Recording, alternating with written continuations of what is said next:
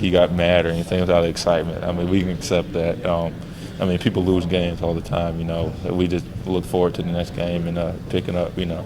He played great, so we wouldn't have been in the game without him. So, you know, we were just reminding him of that. Was that little spike out there on the court, was that a joke for him? Before you guys, I guess during warm-up, somebody spiked the ball in the huddle? I don't know. I don't know. I didn't think I was did somebody spike the ball? Yeah. I don't think so.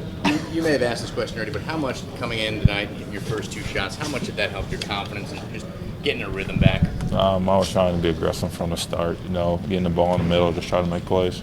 How does the knee feel? It feels great. Did you know before you got down here tonight that you would play? Cal said you could have taken a couple more days off.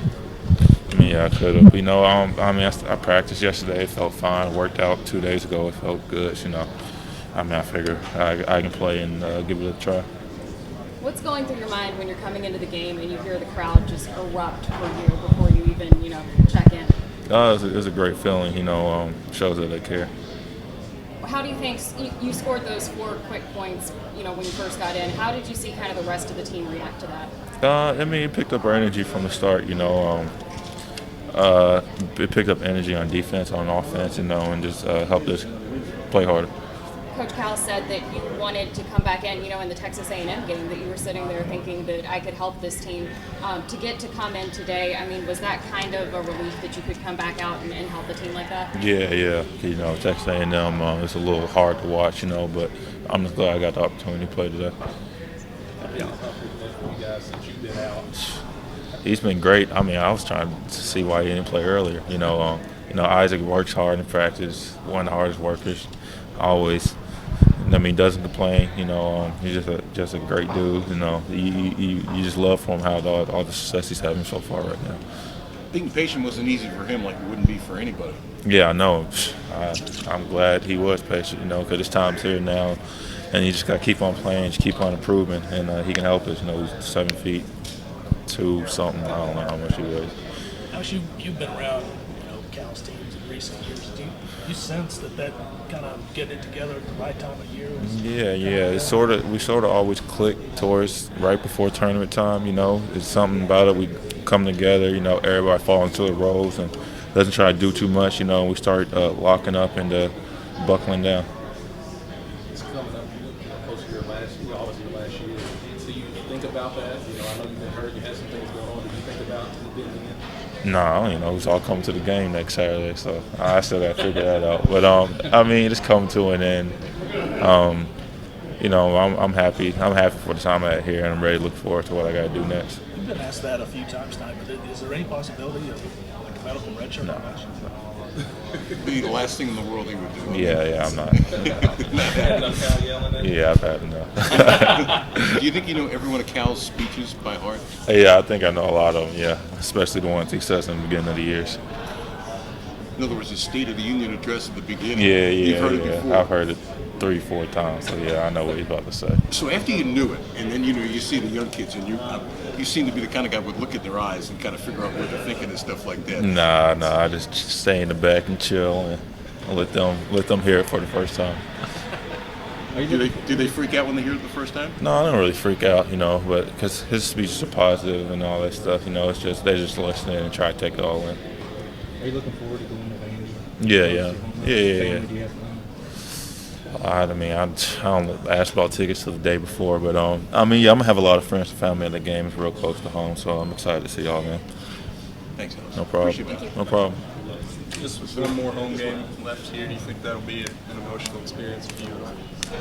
I mean, yeah, I'm not gonna cry or anything, but yeah, it'll probably be a little bit. tears? No, none of that. Tyler, after the game tonight, I'm not sure, but Avery Johnson was very complimentary of you, said that you have what it takes to make it in the NBA. When a guy, and can play in the NBA, when a guy like that says something about you, how does that make you feel? It's great to hear it with a guy of his stature, a head coach at another school, and you know, a guy who actually coached and played in the NBA to say something like that. It's a great thing to hear. Did you think this was one of your better games, Tyler, or do you rate them? I don't rate him, but I wouldn't say that was one of my better games. I didn't shoot it as good as I wanted to, missed a couple free throws. Other than that, I think I played all right overall. You're the first guy in program history to have 5 double-digit assist games. No, I didn't. What are those? I mean, you're way ahead added John Wall's pace too for the single season record. Do you think about that stuff at all? Not really. I'm just thinking about winning. We got to come out and March is about to be here, so it's going to be a time where we have to win the game or go home. So that's what I'm worried about now, and the assists will come after each game. How important is it when you guys get Poythress back that you guys try to be? Very important because that gives us a post presence. Throwing the ball down there tonight to him helped us out a lot, especially when they went zone, throwing it to the middle and him getting buckets. Tyler, I know in high school you'd say that you wanted to prove people wrong for being underrated and your size. Do you still go out with that chip on your shoulder every night? Definitely, because there's still people out there who doubt me, a lot of doubters. So that's something that motivates me, and I just go out there and play. Do you ever get the sense where it's like, what else can I do? Not really, because at the end of the day, I really don't think about what people are outside of us and outside of my family think. I just try to go out there and play and do what I know I can do. The team overall had 4 turnovers tonight. What was the difference in the way that you guys were running the offense that limited the amount of turnovers? There was no difference. We're playing at a fast pace, trying to get something in the first 10 seconds, if not, grind it out. And, we just did a great job of taking care of the ball tonight. How do you compare Jamal now to the Jamal at the first of the season? Completely different. He's catching and shooting, getting by guys, and, he's doing what Coach wants him to do. He's not turning the ball over. That's one of the reasons why we have 4 turnovers. And, he's just playing at a very high level, and that's what, is helping us get these wins. Looking back at last season, you and Devin had a previous relationship going into college, and it showed on the floor with chemistry. Are you and Jamal kind of catching up to where you and Devin felt towards the end of last year? Definitely. Me and Devin, it was more of when I get it, throw it up the court, he was leaking out. With Jamal is, he's trailing me, he wants the ball. So, it's 2 guys that I love to play with because they can shoot the ball so well, and the chemistry is great on there. Me and T kind of just have that good kind of connection and feeling where we're able to test each other and push each other, and that alley-oop kind of just shows how well we work together. And that last one, he was just like, man, I need one more, and I was like, I got you, and we kind of just figured it out. One more assist. How has Jamal changed from the beginning of the season? How's the Jamal now compared to when Jamal first started this year? We as a team kind of just put each other as have specific jobs, and once he figured out what his job was to do, he blew up with it.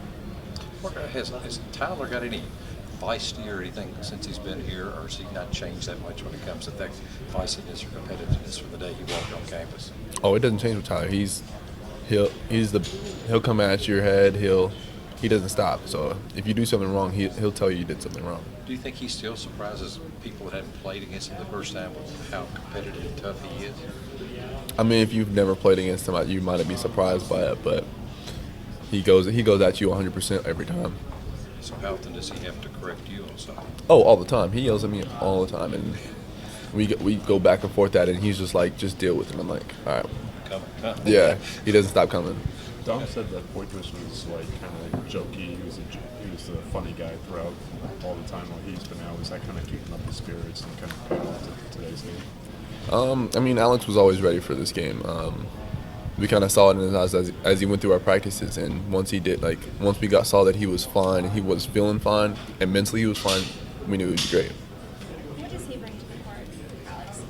Physicalness. We're a really small team, especially with him and Isaac. We have bigger bigs coming in now, so his physicality really helps the team. Did you like playing at Vanderbilt?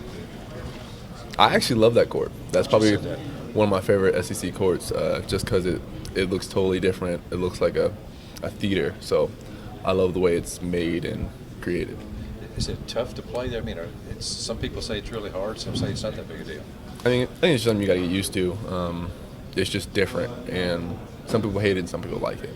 Is it easier with Tyler on the floor? You think it's going to be easier? Coach you won't be able to hear Coach, but you'll have Tyler on the floor. I think it's definitely easier having Tyler on the court, and no matter where I am, he's able to communicate with us to the best of his abilities, and we kind of just function better with him there.